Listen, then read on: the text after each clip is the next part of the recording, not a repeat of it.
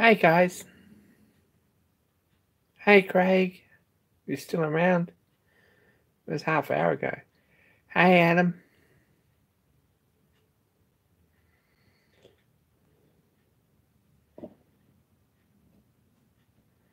Nothing really exciting to report. Didn't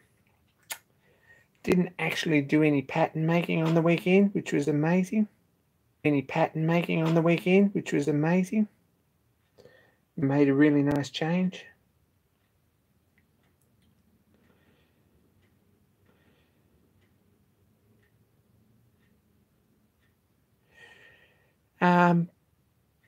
What else? Been messing around.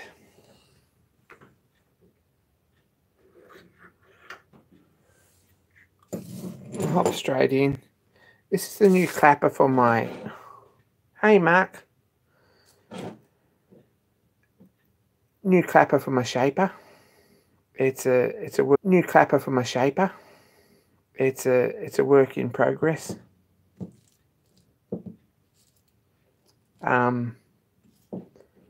Spent Sunday morning and messed around and made this piece. Hey Machine NZ, which is 01, hardened and tempered, polished up. Hey John.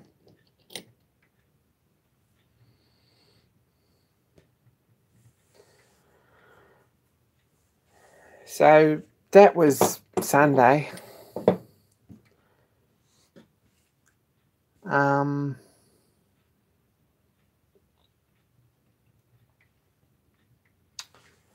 That replaces this one, which is just a very basic solid clapper to hold a tool. There's not a lot of flexibility with this really.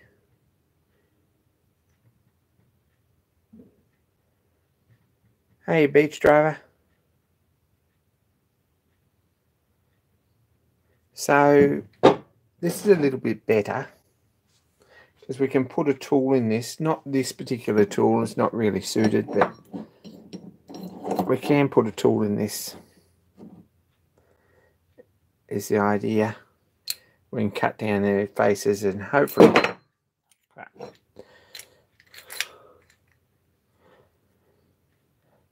cut down sides and across, and just a little bit more flexibility with this.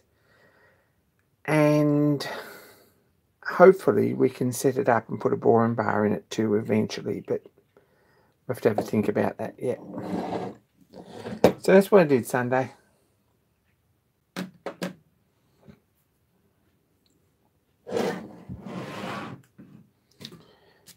Monday I started on some arbors for these two little Sherline chucks. Hey JB. Hey Peter. Hey Raymond.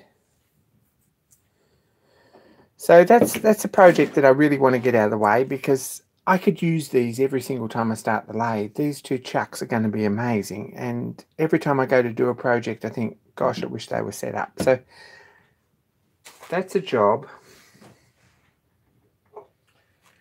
I've got these two huge pieces of, I think it's D2 tool steel, which is complete overkill, but that's what I've got in stock. So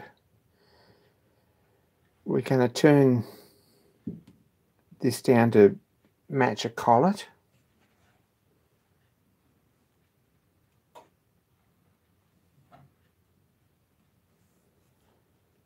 And put a thread on the end for the drawbar and a taper to pull into the spindle and a keyway, and a thread on the end for the chucks. And that way these are good because you can reverse them if we need to, all those sort of things. And this should run true every time we put them in. So that's a project that we're going to get in and finish pretty soon, I reckon. There's a bit of work in it, and I just need a couple of nights or a weekend to get in and do it. It won't happen this weekend. This weekend's going to be trial visit to the foundry to check this core before we make a core box. There's the inside crankcase for the Stewart engine. So that's what I've got to do. I've got to get some castings from my heap for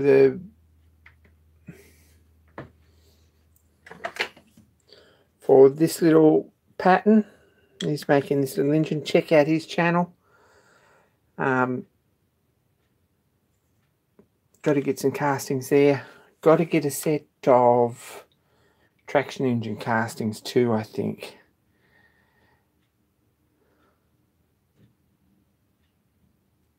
Hey, Curly.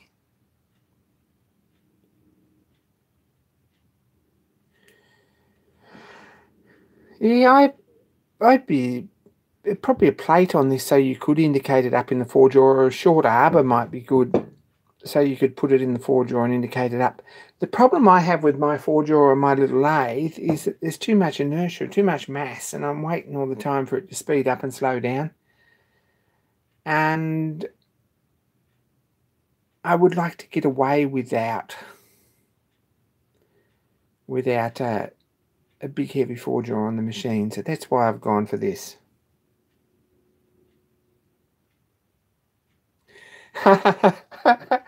This is, yeah, it's a pretty big little engine,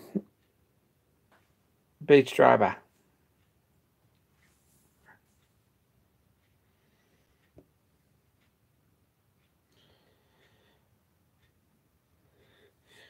Yeah, fast enough.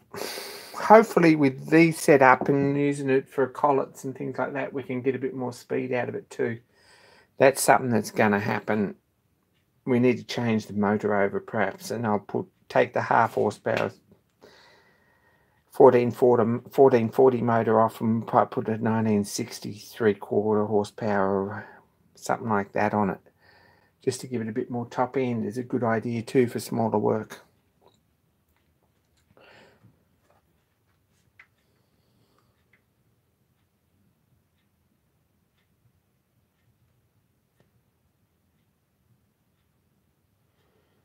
That's a scary. Oops, JB. Got a parcel from Tinker today. I sent him a book and he was nice enough to scan it. I might put a link for the book down in this video in the description box too. Download it and have a look. It's an old-fashioned book on lathes and accessories with lots of drawings and pictures. It's fun reading, and maybe you might get something out of it. But he sent a nice letter and a couple of carbide turning tools that he's doctored up and given a sharpen. So can't wait to try them out. The cemented carbide, which I haven't really got in a size that fits my machine. So be fun to see how they go. Thanks, Tinker. Really appreciate that. The simple lathe and its accessories, Craig. Yes. This core box has been finished. This is the inside of the piston, hopefully.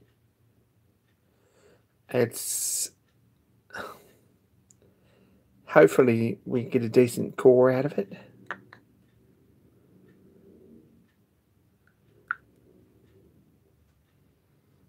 If we can see in there, you can see the gudgeon pin bosses, and it's got a step in here for the ring lands. It's all nice and smooth. We might put some wax on that before we try it, but fairly pleased with that. There's been a bit of work in that, but we've got that one done. We're still going to make a pattern for that.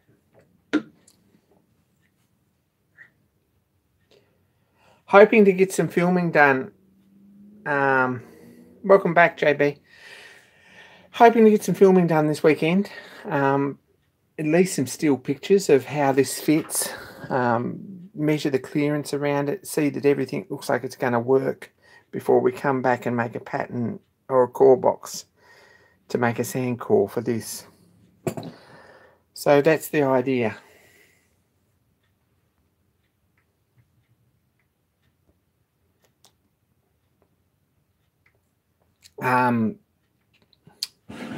Dug these out. These are go no go gauges. I've got a box full of them here somewhere, as you do, and they were pretty rough, and they're still a bit rough. There's a bit of rusting on the hard surfaces. They're nice on the polished surfaces where they've got to be. And pulled these out and gave them a clean up and set them up. So that's probably of some interest. I might get some video about setting them up and using them. Basically, they're a known distance bigger on the front and on size on the back, so you can machine something till it fits the front, and then you know how much to take off within limits to get it to fit the back. So they're an inspection gauge. These are old. I pulled all the wax out of here because they'd been sealed, and put new plates on them and engraved them. So this one's set 750 and 758, which is the marks on my lead screw dial, and this one's 12.5 and 12.6 millimeters. So this is for the collet size, and this is for the arbor for the thread in the back, and I'll probably set another one up for the thread on the back of the collet. Hey Duncan. So interesting old-fashioned tools, and now I've got precision ground flat stones. I can get in and polish these up and get them to a usable sort of a state.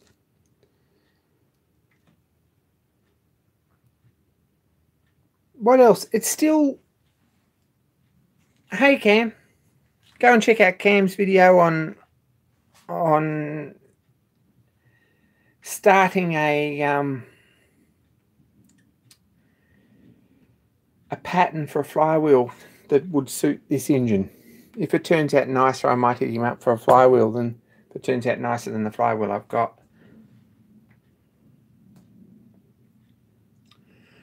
So we'll see what happens. But at this point, I don't want to ship it backwards and forwards over the pond, so that's not going to happen.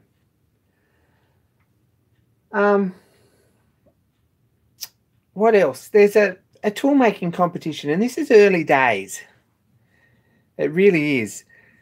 It's the third year that I'm going to hold it, and fairly keen to get organised on this a bit early, and ready to go rather than having last minute, because March, April, May, June is crazy for me anyway. Hey Roger. So I'd like some feedback on the tool making competition. Stephen Lang and I are going to judge it and announce it at the Summer Bash, which is first weekend of summer in California in June. And that's all very good. I would like a sponsor on board for a prize. If anyone's got any ideas what would make an awesome prize that everyone wants,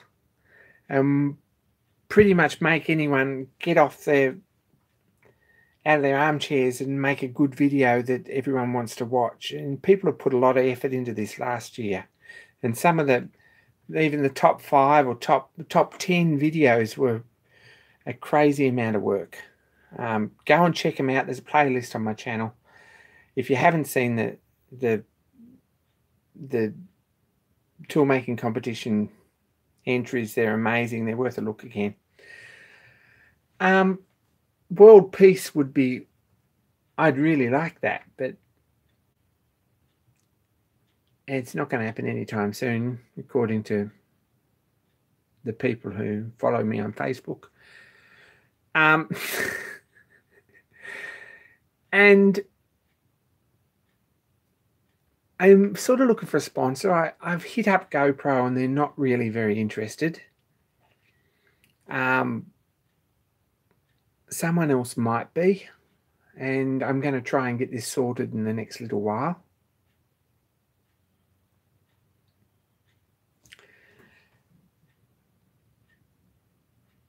But anyone who entered and has a variation on the rules or some sort of an idea, last year's format was just one video and it seemed to work fairly well.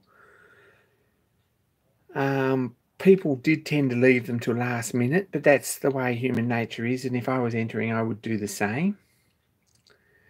But the ones that got to the top 5, it obviously put so much preparation into them, so that's sort of, that's an interesting thing. So MagPro might be a sponsor. It's all pretty heavy stuff to ship. That's the issue. And last year, don't grudge anyone this, because people looked after me too in kind. So I really wasn't out of pocket, but it cost about $100 US to ship the prize to England. So I don't want anything big and bulky, really. That's a bit of a problem.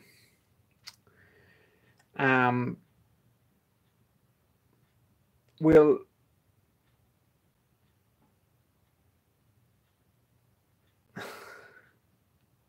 I would like to expand it a bit to, there's so many woodworkers out there who make beautiful tools, and all the unplugged guys and make chisels and planes and axes and blacksmiths, and I would like to get all those on board having a bit of a look. So we'd like a prize that's a bit more universal than machine tools, but it's kind of grown a bit and I need to start thinking about it soon anyway. Surface plate's not going to happen.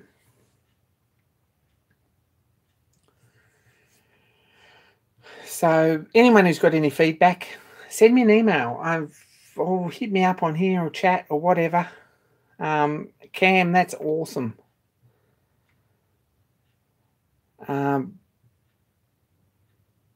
GoPro's great, but I would ideally, if I had a sponsor, I'd like 2 prizes, one for the video entry and one for the tool making entry, because they're kind of different people, or different. It was difficult because there were some amazing videos. Andy Asher's video was crazy good.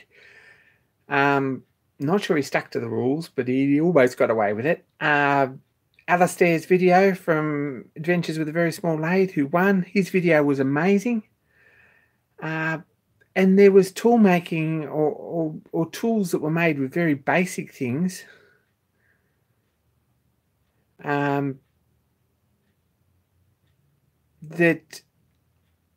That could have got another prize as well. You Aussies are going to lift the bar if you want to win. And Marcus, you're always in the top 5. You've done some amazing things, and yeah, always really impressed with what you make. So anyway, it's not even Christmas yet, so don't rush into that. But I need some feedback, and we need to get this planned and get it sorted and find a sponsor and get things done. Reasonably soon. Yeah, I'd love to, JB. There's lots of guys that I've talked about this with. I'd like to get Joe Pye on board. I'd like to get Robin Renzetti on board. He was on board last year, and he should have won a prize with that amazing entry of his. But the video, the cinematography, and some of the others was better. Speaking of Justin, Good of the Land Fest, I think it's this weekend. Tune in to Tom Zelickman's channel or Justin's channel, The Good of the Land, Dale Derry's channel for information. I think these, have a look at the sticker board here. I think probably this guy's going and is doing the live stream. I think this guy could be going. I believe probably this guy's going. I know this guy. Can we see that? No, we can't. The sticker board's way too high. This guy's going for sure. Going to go even further. I think this guy's going. So shout out, because Justin's a great guy. Really, this guy's going, I think, and this guy. Justin's a great guy. He's got a good channel. He's a nice fella. Met him in person. Really like him. So if you want some viewing over the weekend, there's going to be some pretty good feeds on that. Lots of cool stuff to see.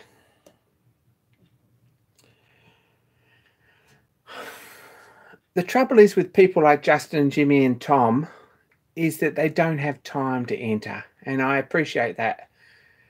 It's getting to the point that I would love to make an entry. Really would. But those 3 months of the year, I just never had time either. And there are other people too that I had on board and they would like to make an entry too. But there's not time to get it all sorted. So hopefully 3 months is enough, and we need to get that fixed as far as the competition is, and get some rules out and get a video out about it and that sort of stuff. Even now before Christmas. Don't know what else. I've sort of got a bit animated about that. I don't know if there's anything else really to cover. Stephen Lang makes these stones. I've been asked a dozen times this week where I get them. Precision ground flat stones. He says that they're actually ground on the sides and both ends. These have had a bit of use. They're getting a bit dirty. But there's a pair of them. Don't know how I ever lived without these. And that's the truth.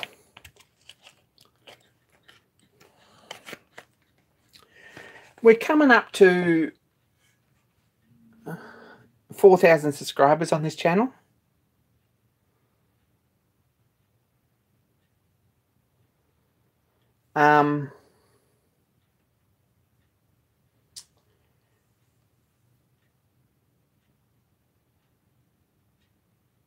Elaborate on that, JB. Antiques. The pantograph is pantographing beautifully. It's really running pretty nice. Everything's good.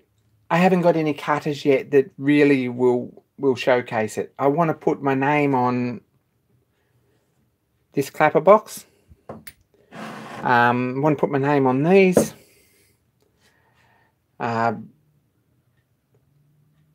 There's a dozen things that I want to put my name on, but at the moment we're getting... There's a few things that need a little bit of adjustment. This was the other day and it's not perfect. I think it's better since then. But we're getting a little bit of backlash or end shake in the pins, and whether I'm going to fix that or not. And also this cutter's raising a terrible burr, so I'm not real happy about that at all. So we're going to get some better cutters and try again.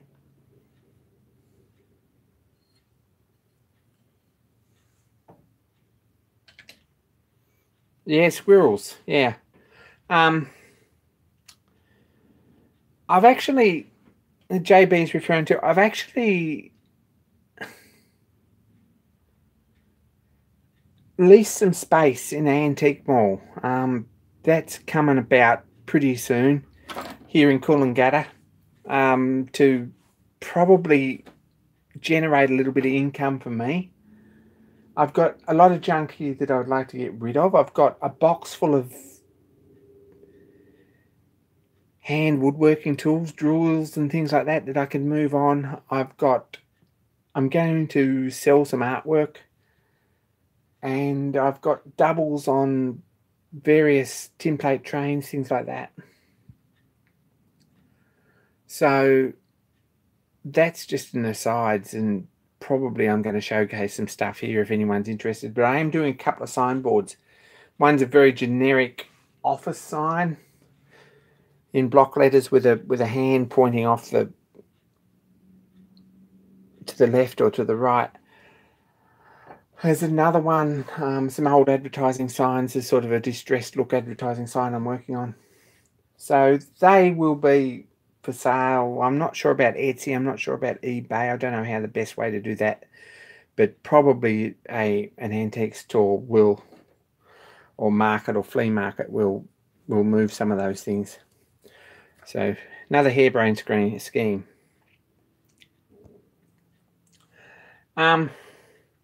As you can see, life's busy. Still traveling backwards and forwards to work. Got to go and find some bolts. I've decided I had problems with this. This is 3/8 Whitworth. And the rest of the machine is 3/8 Whitworth. These are. And that's all very well. I do actually have one 3/8 spanner.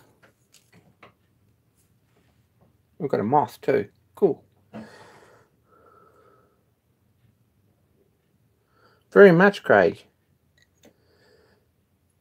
There's 5/16. One 3/8 spanner that actually fits this, which is a bit of a miracle. But I want to make a ring spanner for this size and the smaller size. There's only 2 size bolts on the shaper. And then we've got one spanner that fits everything. So that's a upcoming project too, before too long, I hope. We'll get a bit of 4140 and make that.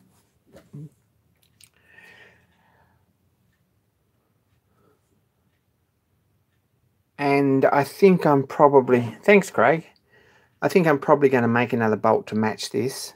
But because they need to be a bit hard, I'm just going to get a Umbraco grade 8 bolt and machine the head and silver solder a new head on it, which is cheating, but it's probably the best way to get a nice thread that's hard and is going to do the job. And put a square head bolt on it. You could ask John Creasy about that. He offered me a square head bolt that'll go in it.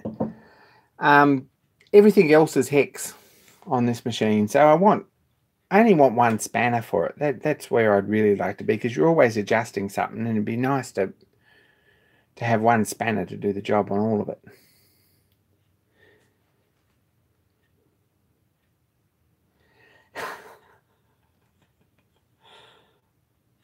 Good luck, Adam. It's Whitworth. Remember, it's Whitworth. So that's kind of where we're at. This weekend, it's been productive, but I don't think I've done very much. It doesn't feel like I've done very much, but I've achieved some things, and there's not much to show for it. Next job is to set this up and machine them, do the 2 of them, and I think I'm sending them to John Creasy if he's still happy to do that, to run some threads on it.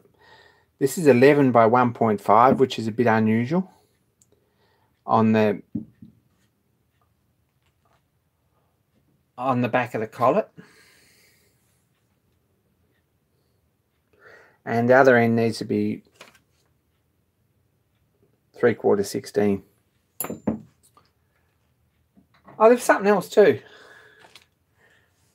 This is a shop-made tool. Double Boost made some of these, and I got one in the What's in Your Box. And I don't know if anyone knows what it is. It's a bit of rod with a bearing on the end. Now, very useful thing. If you've got a screw that you're setting up in the 3-jaw to shorten up, and it's got a bit of a wobble in it, if you put this in the boring bar holder and run it up against the screw, what you're going to find is that it brings it into true about as quick and as easy as anything, and it's spot on. So pretty useful thing, and a few people have asked me about that. So that's what that is. It's just a decent bearing, and he had trouble getting good bearings, I think, and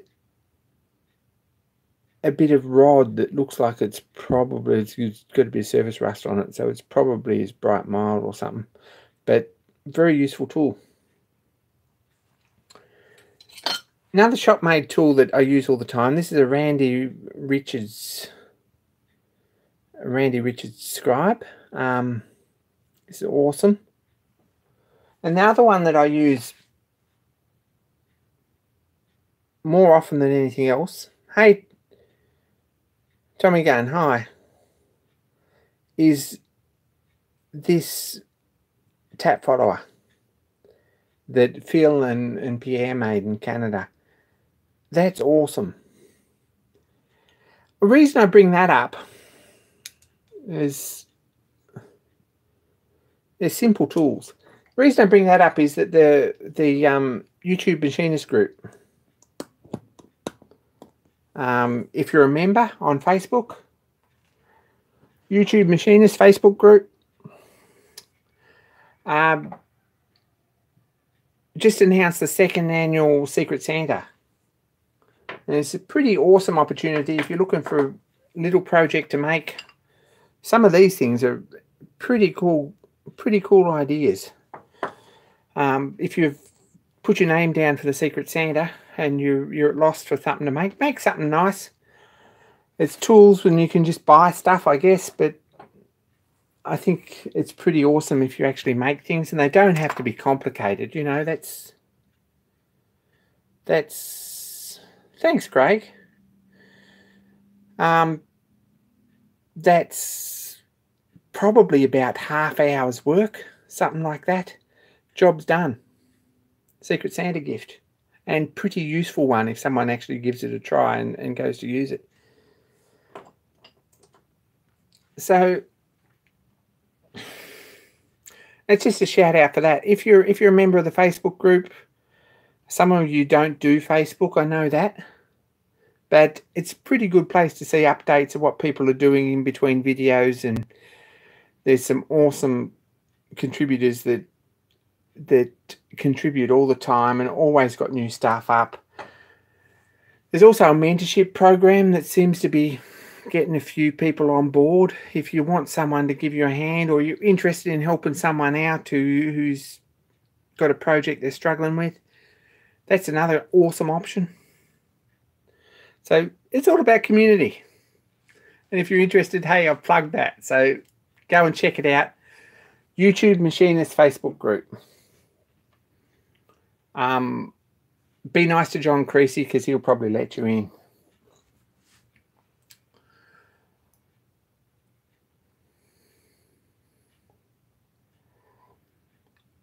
Don't know if there's much else, really.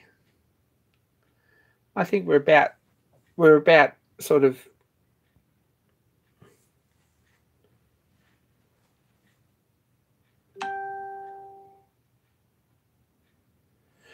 Craig, we might cover that. I don't know if the mentorship program's a good thing or not. It's still early days. Facebook have put it across all their groups. It's not just a YouTube Machinist Facebook group thing. I've put my name down as a mentor and probably someone who needs help in more ways than one. So any psychiatrists or psychologists, hey, look, who are interested in giving services away for nothing, get on there because you'll be needed. But actually, it's cool to have someone to bounce ideas off. You don't have to say,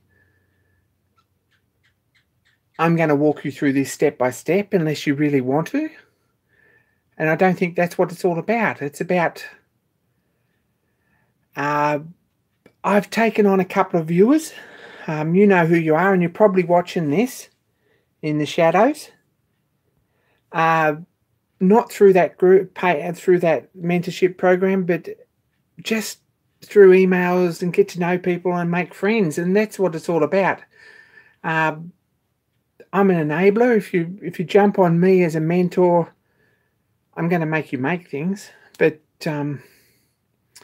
and tell you you're an idiot if it's not going to work. But that's about all you're going to get out of me. But it's all about making friends, and it's all about community, isn't it? So that's my take on it.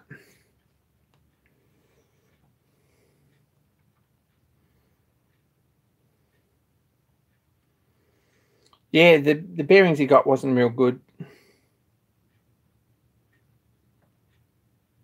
You're a nurse, but you're pretty jaded. Yeah, you're probably exactly what we need, Raymond. So we'll see how that goes.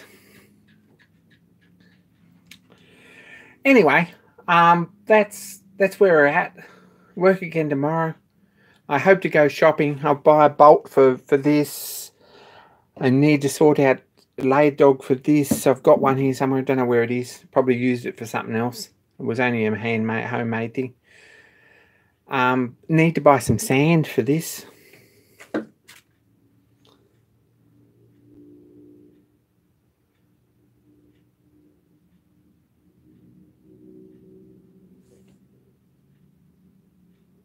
Hey, that sounds awesome, Craig. That really does. That sounds like an awesome idea. It's a pretty awesome sense of satisfaction if someone gets a present and posts a picture of it up, and you've put a bit of time into it, and they're rapt to get it, and they always will be. If you put time into making something, people are pleased to get it.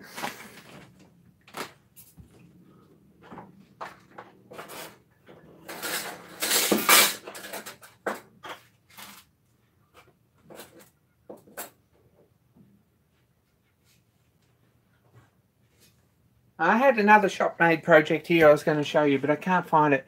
Everyone got one who entered what's in your box. It's just a paper clip, really, with a bend in the end of it, straightened out with a bend in it. And if you've got a bit of swarf in a hole that needs cleaning out, it's the best thing. It's just a great idea. And probably that's really all it needs to be, but put some time and effort into an idea and you'll get back in return what you put into things. It's the same as this.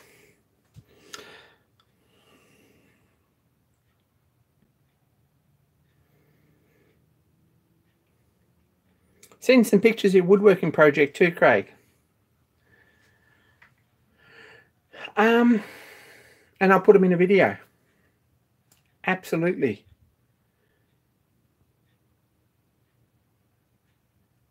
Anyway, I'm going to sign off. Thanks everyone for tagging along. Really appreciate the time I get to chat and to sound off on things and read your comments, and a bit of interaction is good because I really don't get it. I work all week and I don't actually do anything else.